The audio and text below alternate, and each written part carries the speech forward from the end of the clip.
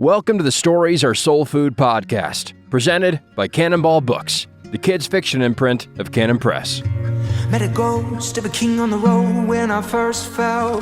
Fire burning to my knees I fell. Met a ghost of a king on the road. To the podcast where we talk about stuff first. Sorry, start over again. Welcome. Yeah. There, ready. Well, we already had the interesting conversation. We had the pre-conversation. You could call it the green room conversation. It's actually just the conversation where we hope the recorder's off so we can talk freely about whatever we're working on. It has not always been off, and occasionally. And occasionally sound techs get their feelings hurt. Well, that's by design, I believe. They don't hear enough feedback on their own work. Just kidding, guys. You're great. Okay. Don't believe him. Here we are. Podcast. Episode 115, I think. Sassafras, episode 115. Someone did call it sassafras. I did not like it. I was not okay with that one. Oh, well. Sarsaparilla. Sarsaparilla is a little better. Sarsaparilla. Sarsaparilla. 115. Yeah. 115. And I'm trying to think what we've got some good questions stored up for the JoJo episode, which we're doing next. Okay, good. And then, but as far as today, I think we just wanted to talk murder mysteries. Murder. Said that way, yes. Murder. Yep. You know what I didn't do? Turn the cameras on? Turn the cameras on. Well, we definitely should leave this audio in the front. Why are you supposed to turn the camera on? I'm not supposed to. I was supposed to tell them that you're here. We have people who are supposed to do this. Definitely on standby. I'm still recording. Check my email. Yep, we're good. Thank you. Oh boy, really close, huh? As everyone saw our 3-camera setup in the free video episode, and we're very impressed. Why are we on one camera? Because the other cameras are visiting George Gilder. I am upset by this. You might think that I could afford that many cameras, and I think you're right. We got to get more. So if you like the 3-camera setup, you will not get it this week. Oh, that's too bad. Yeah. It should be like 6, and we should do like a little Matrix wraparound shot. That's a Can AI do that? Massively overproducing podcast videos. Let's do it. I promise you, listeners, that we will overproduce a podcast video at some point soon, just for fun. Okay.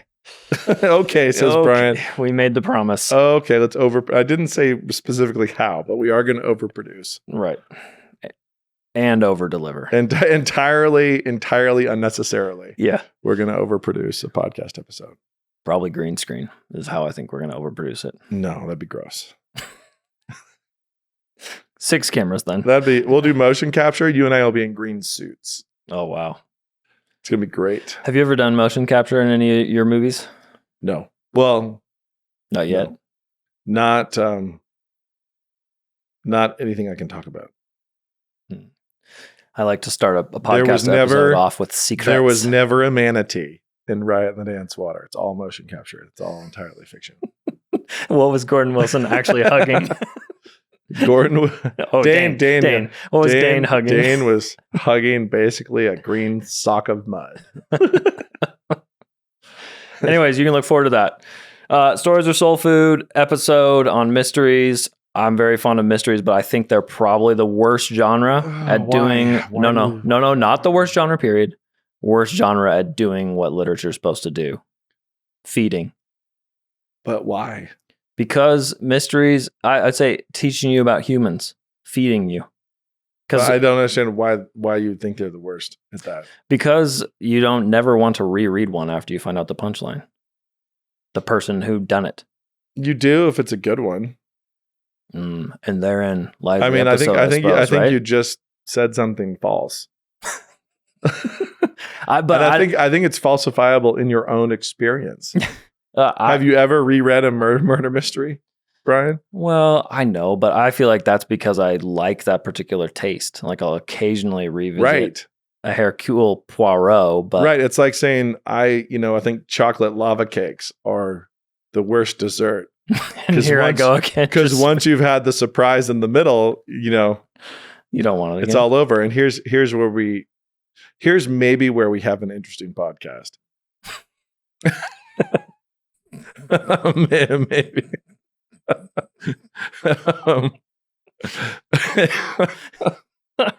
Oh boy, we're turning into what have you, where we're just gonna giggle, just giggling, just giggle like my sisters. Awful. I can't do that. Yeah, no, we won't. So, no, literature's not about information, right? If you're a grown up, mm-hmm. and I've said this before, maybe on this podcast, you shouldn't care about spoilers, right? But they matter for mysteries. Only bad mysteries. Okay. But they matter for what many people view as the best in the genre. So Agatha. Agatha's not the best in the genre.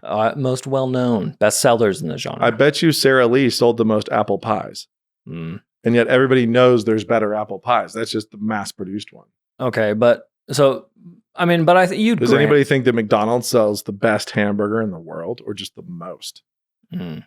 Most and best don't even kind of encroach. Okay. So that's a Venn diagram where they're it's like most and best are separate circles. Yeah. I mean, very rarely is there any overlap. So you think Agatha's bad? I think Agatha is not the best. Okay. She's the most successful. Okay. So I think you'd probably say then what we often view as Taco Bell, the best Mexican food. I mean, no knocks on Taco Bell and no knocks on Agatha, but yeah, they're just not. Get it for everybody listening. Get it out of your head that we like just simple units sold mm-hmm. is a measure of aesthetic quality, and we know that's not the case. There's plenty of areas in our lives where we know that's not the case. All right, but let's take it back around again. Just when people think murder mystery, generally what they're referring to, whodunit. Yeah, the whodunit. And yet you know better than that. So if we start talking about Raymond Chandler, my probably favorite. Yeah, it's amazing stuff. Yeah. Why do you read Raymond Chandler? It's not for the whodunit, obviously. To solve a puzzle? Yeah, no. It's actually to eat the meal that's being served to you. There are plenty of, and because so the flavor and the substance of the meal is phenomenal.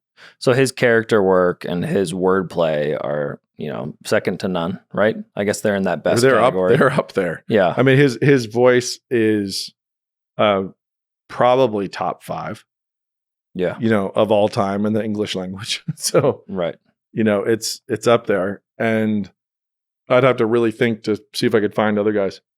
There's plenty of people who've excelled, but I'm talking about the actual, he's kind of like the first guy to put peat smoke in whiskey. It's like he did something that was fundamentally definitive in the genre, and many people have imitated it.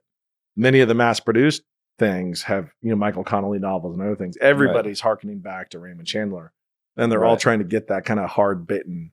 And they've not detective. got to his level. Ever. Yeah. And you can't. And actually, I was joking about the Matrix and overproduction of this podcast video.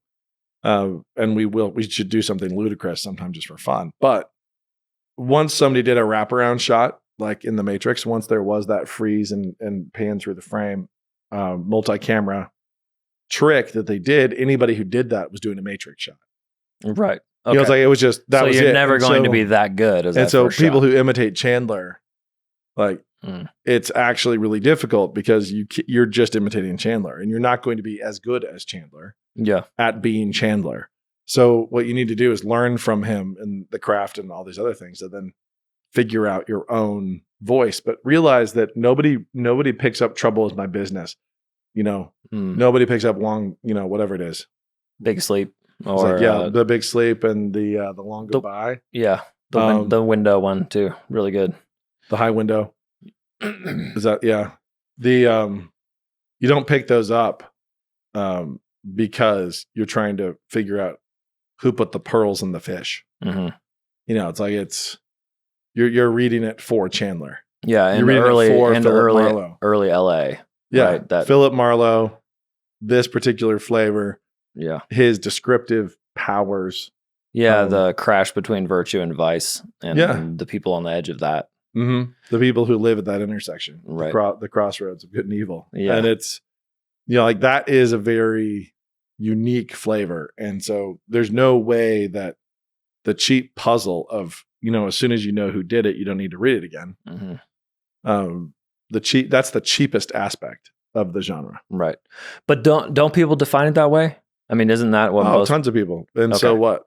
Yeah, so they just don't know they've never had anything but a McDonald's burger. Is what you're saying, or they come to it. Daniels. They come to it for a very particular, the same chemical reaction that people come to crossword puzzles for, or jigsaw puzzles, or anything like that. If you are reading a mystery novel for the puzzle, mm-hmm. then you're doing something it's fine. It's not like it's immoral, but you're just right. You're doing something that is the worst genre. Yeah, you're saying bring me a pie and don't tell me what's in it. I'm just gonna find out. It's like that's funny. It's just I got my eyes closed. I got my just let Yeah. And then you get to sit there and be like, I knew it was blueberry. Yeah, I nailed it. And it's funny to me how many people have to guess and be like, I had this at like page 53, or like I had this solved. It's like, so what? I mean, so that's the sign that they're not reading it for the character work, the setting. It's a puzzle. There's nothing wrong with puzzles, but they're Right. reading a puzzle and they're trying to puzzle it out. Yeah. And the good puzzle writers have enough information there that a smart person would figure it out. But overwhelmingly, they cheat. Because I was going to say they always cheat withhold information. You're reading Sherlock Holmes and you're withholding information that only he can see, and suddenly he knows the answer, and you had no chance of knowing the answer. Yeah. Well, we should talk Sherlock, because I do think Sherlock is something that you keep reading, but maybe it's so much nostalgia. I mean, we all know the speckled band is a snake, right? But I still feel like those stories set up. We all know the Hound of the Baskervilles was actually a rabbit. Is it? Or the Redheaded League, that they're doing something else. I wonder, those short stories almost can get away with more because they don't require you to read 300 pages. It's just watching Sherlock interact. But even there, Sherlock is successful not because of any of the mysteries and not because of the puzzles. Okay. It's successful because of Holmes as a character, his dynamic with Watson, mm-hmm. and that relationship and that character. Just like Philip Marlowe and Chandler is he's the vehicle. He's why people are there, because he is fun to know and watch and experience. And that just takes it to a different level as far as the book goes. It makes it a real novel, real writing. Yeah, and I think maybe we've talked about this before, but if setting is key to the murder mystery, or they've heard it described, like setting has to be a character or you're going to fail. That's true of every novel. So you don't think that's murder mystery specific? No. Is that just because they weaken it? It's a weak genre. That's what I'm trying to say. Let's go the other direction. Let's go ahead and say, you know what? The best thing about this genre, fill in the blank, is because it can have a crappy setting. Mm. Like, no, it can't. Like, they all have to have good settings. Like, it really is funny to me that people do ghettoize murder mysteries, but it's because murder mysteries have ghettoized themselves overarchingly. So think about giving romance novels the same treatment. Yeah. And then define romance. Are romance novels the worst genre? No, they're just the worst books. Like, it's people do a bad job. I see. And they do a bad job because the people who are reading are addicts and they're hooked on these Twinkies. And so you can just write to a low bar, and AI could pump these out. It's like you could just kind of pump this out. But is a romance novel by definition inexorably weaker? And the answer is no. Yeah. I think probably many of the classics rely upon romance as one of the fundamental drivers. Yeah. And the same thing's true, where you pick the novel up and you're like, I wonder if they're going to end up together. Yeah. Is it about that? Is the book actually about the question, the puzzle? Mm-hmm. It's like, it's not. If it's done well, if you're reading Pride and Prejudice for the 15th time, you are not reading it to find out if Lizzie and Darcy get together. You're reading it to marvel at her skill, her character work, and at humans, at humanity. and at the continuity of the human character through centuries. Mm-hmm. You know, it's like and the way all these mannerisms work. So Jane Austen is going to give you a return on your investment every time you read her. Every time you pick up a Jane Austen novel, you're going to get good stuff. You're going to get fed. Okay. Is that the case for Agatha Christie? No, not always. Gotcha. You might get a little handful of peanuts, right? You know, and she does some good stuff. It's not. I'm not trying to like. Yeah. You know, I'm not trying to backhand all of her writing. I'm just saying that she started that genre down a road where people became hooked on the puzzle. Yeah. And there's a whole personality of human that loves a puzzle. Yeah. It just really, really loves the puzzle. And you know, that's why they're reading. Mm-hmm. And it just doesn't matter. When the book's good, it doesn't matter. Yeah, it's interesting too, because when you read the few Agatha Christie's where she tried to branch out into adventure, like the big four, you know, where he's like fighting a national crime syndicate, they're almost instantly laughable the second that happens. And I think she's probably showing that her strength is in that tiny little London did it well. Microcosm. Yeah, she did it well. I mean, but it is. I mean, McDonald's might be demeaning to compare it to that. It might be more Applebee's. Might be like, you know, fancy like Applebee's on a date night. Nice. Just heard. Yeah. What's one of the best lines is that? Is it bougie like Natty squeaking in the styrofoam? Yeah. Yeah. Truck that all the way. Yeah. Yeah. So that's kind of, she might be more Applebee's level, a Bourbon Street steak from Applebee's. Yeah. Nothing to knock. No, I say that and it's like, great. Mm. You know, do your thing. It's not high, but it's also not low by some like rule of the genre. Okay. Yeah, it's like it's maybe I have some. We're already done with your false assertions. I mean, like maybe here's a question for you. Do you really think do you think all genres are equal then? I guess in their potential. Or is there a particular kind of literature that has the ability to punch harder or punch up compared to others? I think horror is the weakest. Is that because it relies on something even weaker than a puzzle? I mean, I guess that, you know, somebody dying. Horror mostly because I can think of one good use. Yeah. And for mystery, and I'll have to think about it more, but for mystery, for romance, adventure, everything else, you could do a lot of things there. Right. But, yeah. You know, I mean, I'm thinking I just finished Crime and Punishment, which is a story about a murder. Right. Yeah. But you'd know from whatever page 100 that who did it. Right. And even the detective knows by page 150 who did it. Sure. And it's just the story of unraveling the crime. But no one calls that a murder mystery. Probably because it's so long. Yeah. So very Russian. I'm going to go ahead and say horror and true crime are probably the worst genres. And true crime is probably the actual worst. Okay. So. I mean, just because it's so much relies on that vice tourism that you're talking about. Yep. You Yeah. just sit there and watch yucky people do gross things to real people. Yeah. And so the question there is what is its good use? It's like, what's its highest and best use? And so if you think of highest and best for these different things, then at its highest and best, on the one side, you'd measure its overall potential over against its worst. And so romance novels would be what's its highest and best. Wow, this is very mathematical. And then the lowest would be like worst would be like porn. Yeah. You know, it's like it's going to be pornographic. It's going to be 50 Shades. It's going to go in really bad directions. Versus Song of Solomon, I guess. And so then you'd be looking at like how, like just where it all naturally skews and like what's the good. So could a Christian write a fantastic horror novel? Absolutely. Could a Christian write a fantastic true crime novel? Yeah, they could. But its uses are more limited. It has less potential edification, less potential benefit for fewer people. So horror would be to, Russell Kirk writing horror would be to open your eyes to the existence of either the way vice controls you or perhaps to a different world, spiritual world. Might be some ways. Let's talk a little bit about the Netflix hit show Beef. Haven't seen it. Yeah, it needs filters. Okay. Yep. it needs them filters, but at the same time, it is phenomenal. Okay.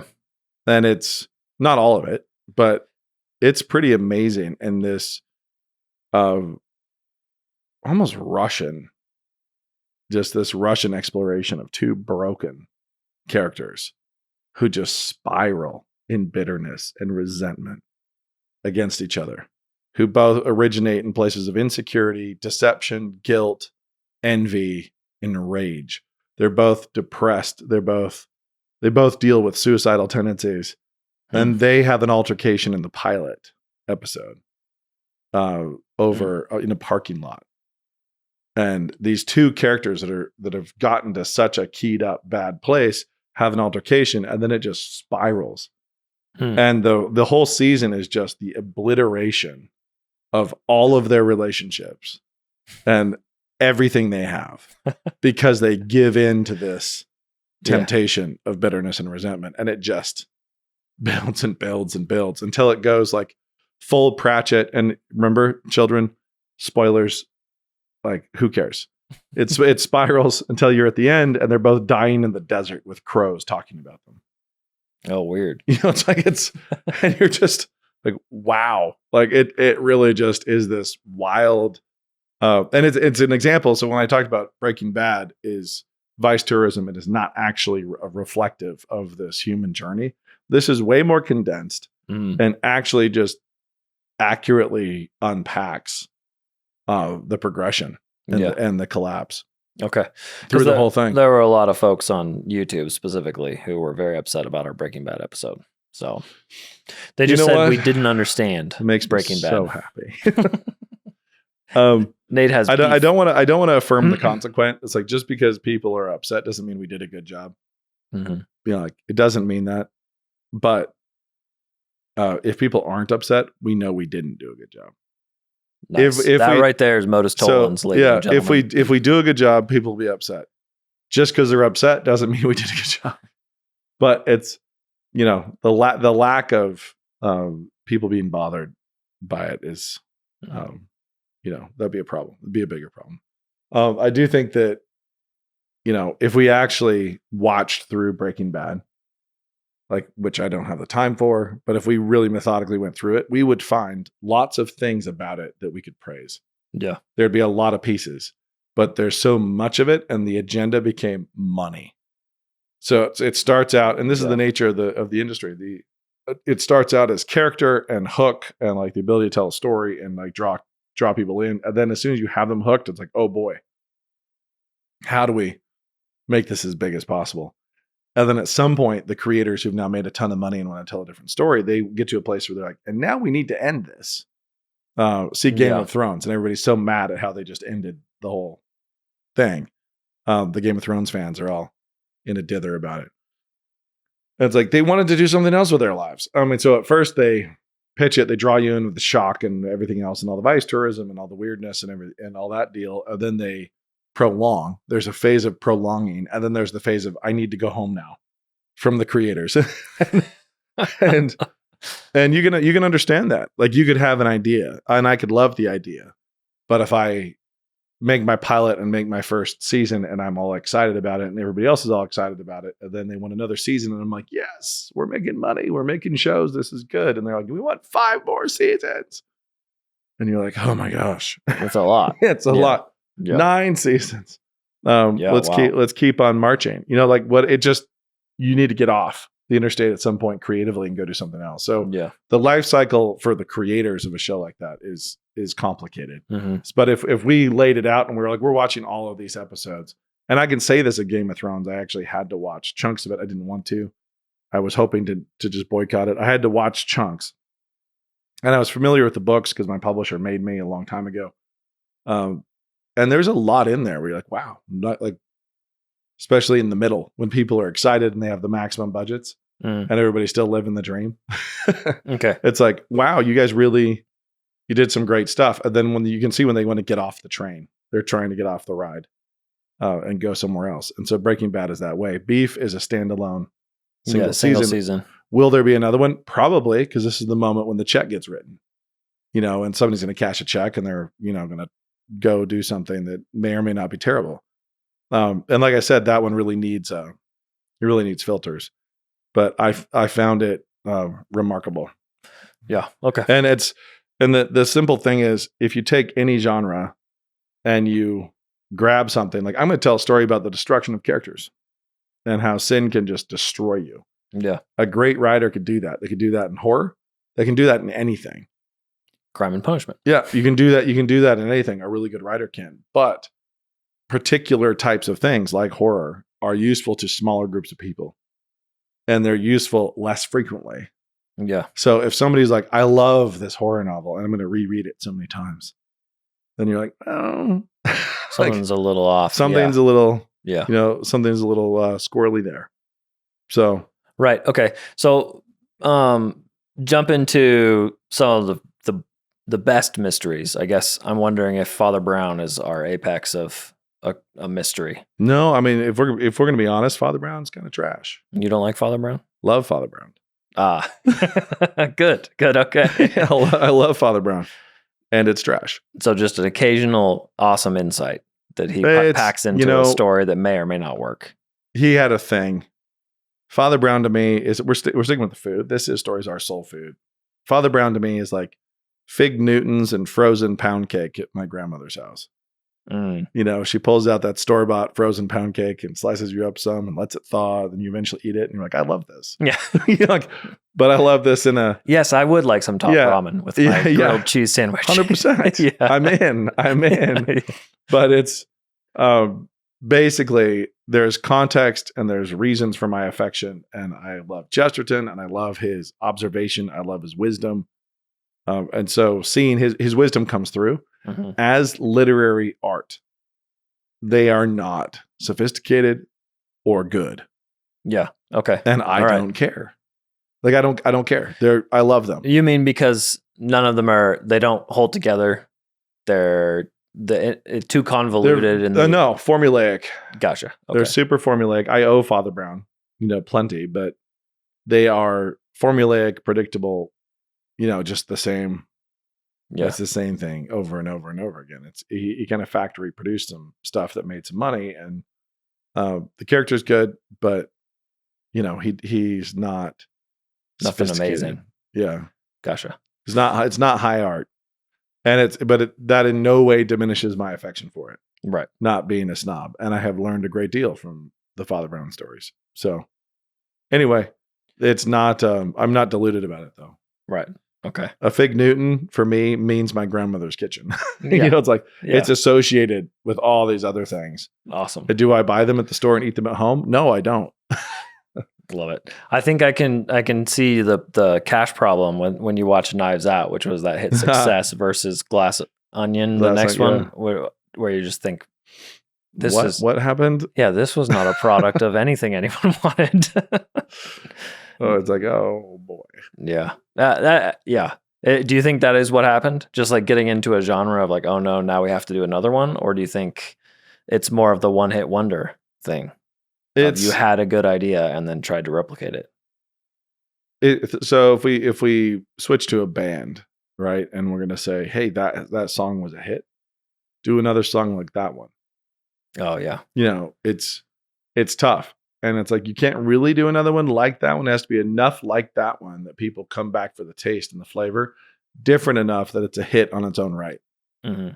And that's the hard part. And so that is actually probably one of the hardest things to do would be to write a sequel to tackle like number 2, because number 1 was successful.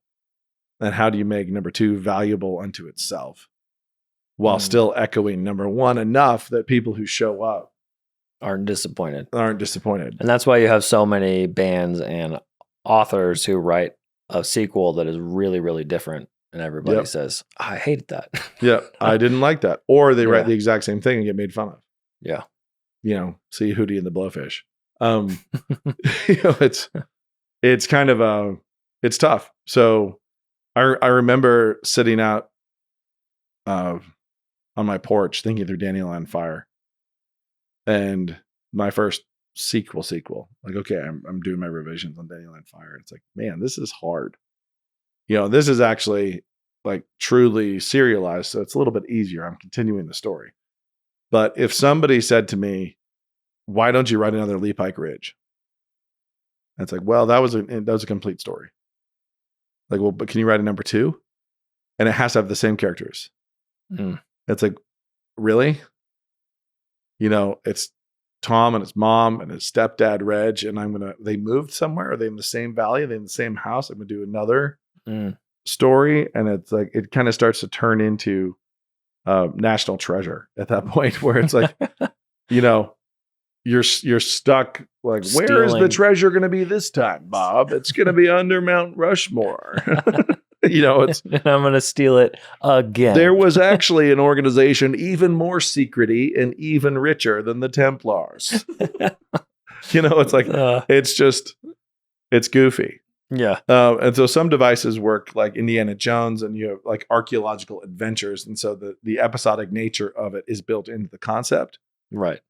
But even there, you see it stumble, you see it be weak. And this is a functional comic book franchise.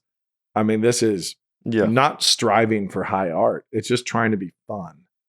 And it is, but everybody's like Raiders of the Lost Ark, Temple of Doom, Last Crusade, rah. Kingdom of the Crystal Skull. Are you joking me? That thing was so trash.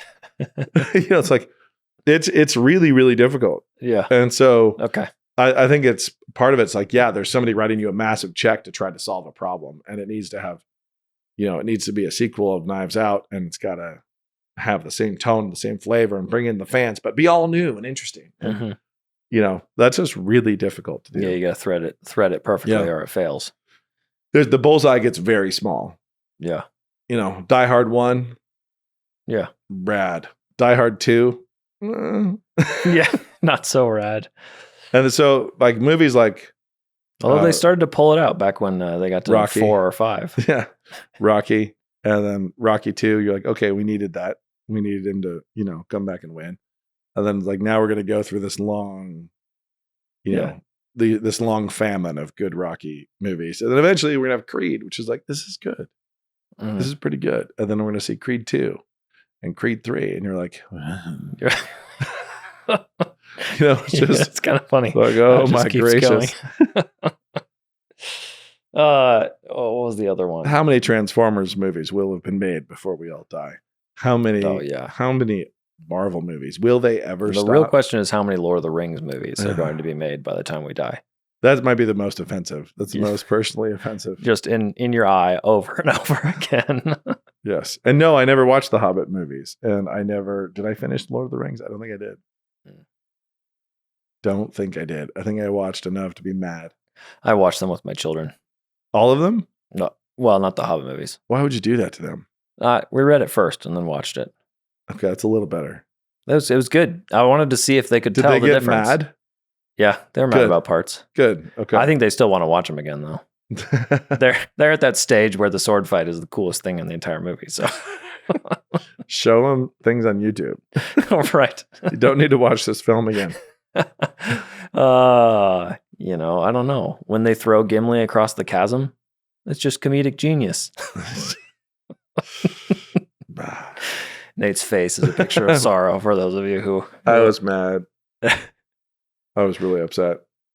But it is funny because when they were first making them, I was actually.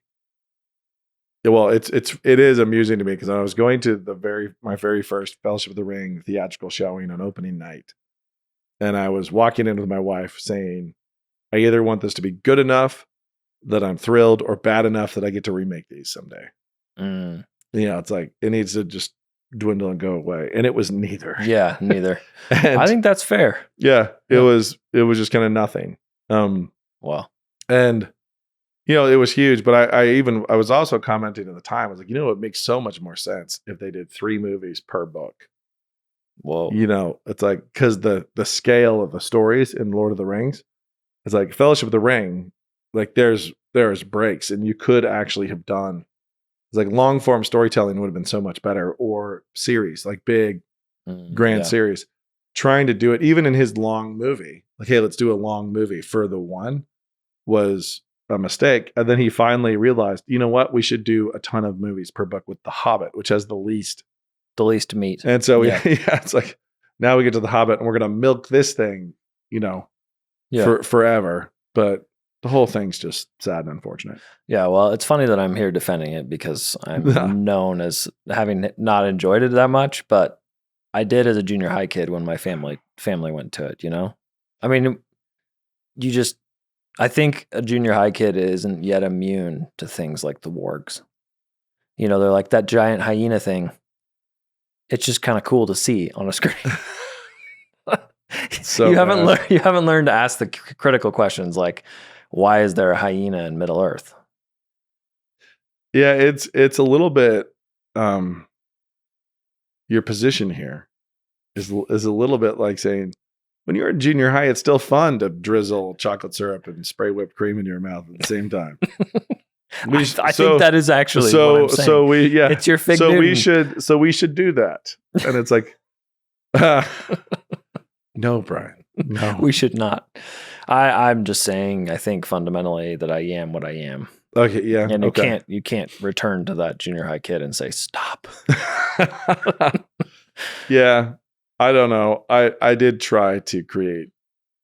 Well, it wasn't always intentional, but I think I did create a bunch of narrative snobs in my family. Yeah, and it's funny. It is fun.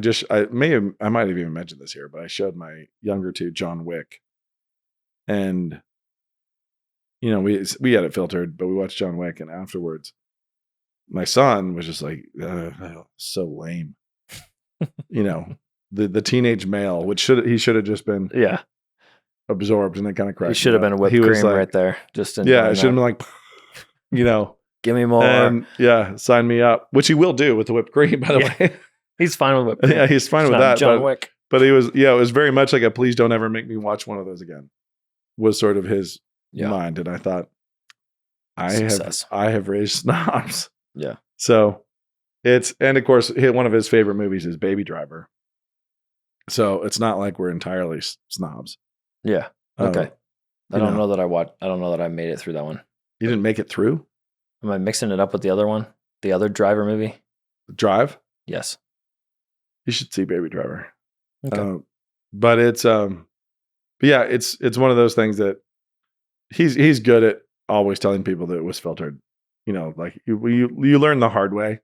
You forget to mention VidAngel or Clearplay, right. But we tend to filter movies whenever possible. Yeah. But it's anyway, so it's not like we're complete snobs, but there are plenty of times when stuff takes itself seriously, that is probably the biggest offense. Yeah. So again, back to the Sara Lee, whatever it is, pound cake, apple pie, whatever you bought from the grocery store. It's when it presents itself as important and serious that it's problematic.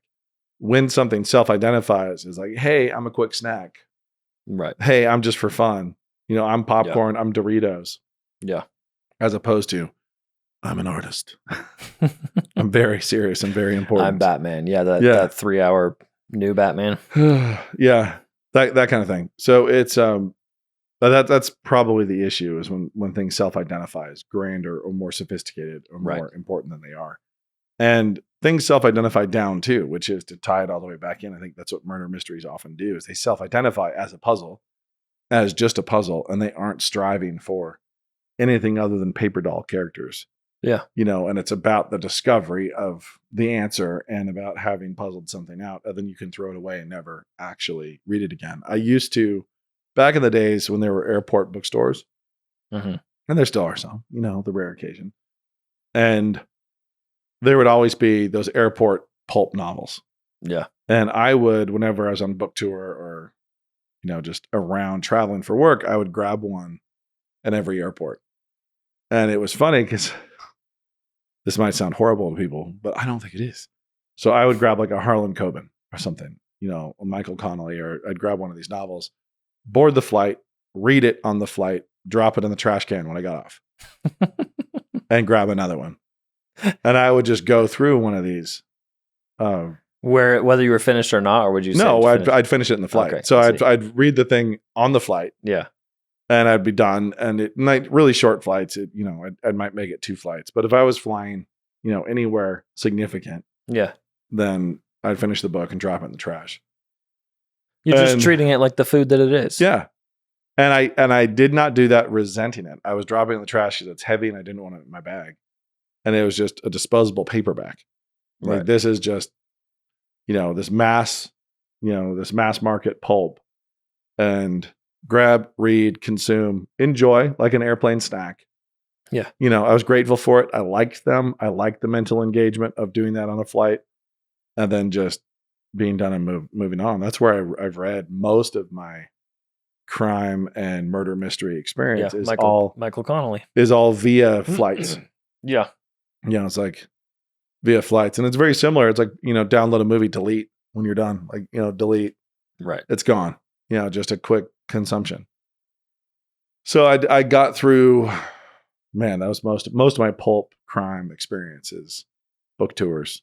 And it was funny when I would get through 3, across in the country, just like get through multiples of these on different legs. You can tell that I was not reading very studiously and closely, just Fast. I was just going. Okay. P.D. James or Dorothy Sayers? Which one do you like better for murder mystery? I like Doglish better than Whimsy. Mm. They're very different, and P.D. James has the benefit of coming after Sayers. Yeah. There's more frolic in Sayers and more despair in P.D. James. Mm-hmm. But they're just they're different, and Sayers is worldview better, and P.D. James is Craft better. Yeah. Why do you think so many detectives are atheists now? Why is that the move? Feels, it feels like you're going to get, I'm thinking of even shows like Endeavor, which are spin-offs of class, like Inspector Morse, right? Yeah. All the way down the line, the immediate go-to is I got to make this detective an atheist. Well, I think that's the case, and it makes sense. I think it's a normal human reaction. So your 2 choices when you are on the front lines, when you're on the intersection of that good and evil, when you're dealing with really awful and grim and terrible things, your 2 choices are total despair. Yeah. Or pretty intense faith. You're not gonna You have to be a Calvinist. Yeah, you're not gonna live. Calvinist. Okay. You're not gonna survive in the middle. So if you give Hollywood and the BBC and everybody else a choice, you're like, hey, realistically, if we're being realistic, either this person's going to be very pious and in pretty constant prayer, in regular communication with God, like Father Brown style, there's going to be, like he's going to be hanging on to God for dear life to survive his daily work, or he's going to spiral and turn into Christopher Hitchens or to Luther, the Idris Elba character, where it's just kind of like nihilistic. Yes. And despairing. And I think that those really are the 2 realistic paths. And I think the suicide rates among cops, the corruption rates, everything else, I think that's what happens. I think you either have the best of the best. I think in law enforcement, in homicide detectives, like in people who are really, really faced with dark stuff, I think you are going to, in that class of person, you're going to find the worst of the worst, the most jaded, the most cynical, the most hardened, the most nihilistic and despairing and self-serving. Mm-hmm. And you are also going to find the most noble, the most courageous, it's like the most faithful. Like it just, you're not going to be able to sit in the gray middle the way you could if you sell insurance. Yeah. Where it's like, you're not faced with the giant questions. You're not faced with, night terrors and all the psychological damage that you're going to deal with. Yeah. In that job. And so I think that particular job is going to cut people 2 directions. Yeah. So anyway. Okay. Last question that I got. Do you fancy the, something like a movie like Rear Window, right? Yeah. Where an average character is thrown into a mystery and trying to figure it out versus an expert trying to figure out some kind of mystery. I like the Rear Window. I like the North by Northwest. I enjoy that. I don't dislike the expert. Yeah. If the expert's well done. So the Philip Marlowe, right? The Doglish character, for P.D. James, But, it's kind of it's more fun to see somebody relatable and normal get swept into something. Yeah.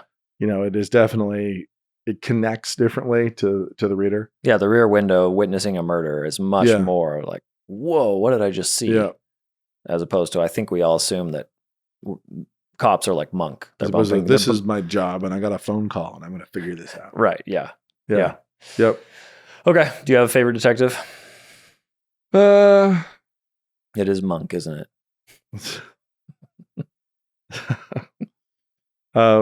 It's Marlowe. Yeah. Yeah. Philip Marlowe. That's pretty easy. Yeah, that's a good one. Behind him is probably Douglas. And Douglas frustrates me because he's never actually reached his potential. Yeah. He's never quite. I haven't read a ton. I've only read so 4. he's and I really do process him as a bunch of potential in those P.D. James novels where it's like, man, this is a character that could have really been something. Got some like loyalty. she has the raw like material baked in this character to make him very interesting, and then she doesn't most of the time. And let that be a lesson to all of us. Yeah. There we go. That's been SAS. We discussed why Brian's completely wrong in his prejudice against mystery novels, which is funny because I'm not usually the one defending them. Yeah. But yeah, I don't think they're in the doghouse at all. Instead, we put horror and true crime in the doghouse. Yeah. Yeah, we did. And we don't really need to talk about it anymore. We can just move on, and it doesn't matter who reaches out upset. Yep.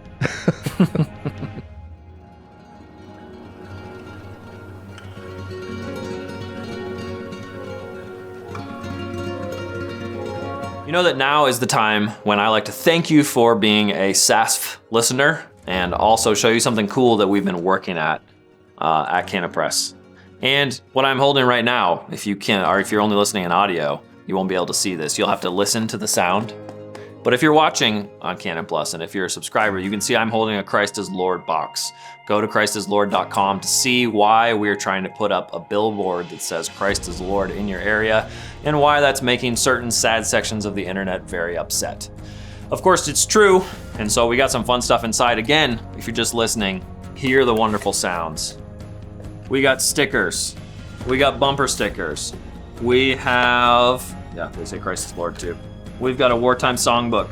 But of course, the most important part of this box is the Mere Christendom book, which I have to say is one of the most pretty books you're going to see. Check out that foil on the cover, the elegant cross on it, and of course, a signature from Douglas Wilson. What is Mere Christendom? Well, basically, it's the declaration of the book that Christ conquered the West the first time, and this is how he's going to do it again. So, christislord.com, buy the book, check out the billboards, and enjoy.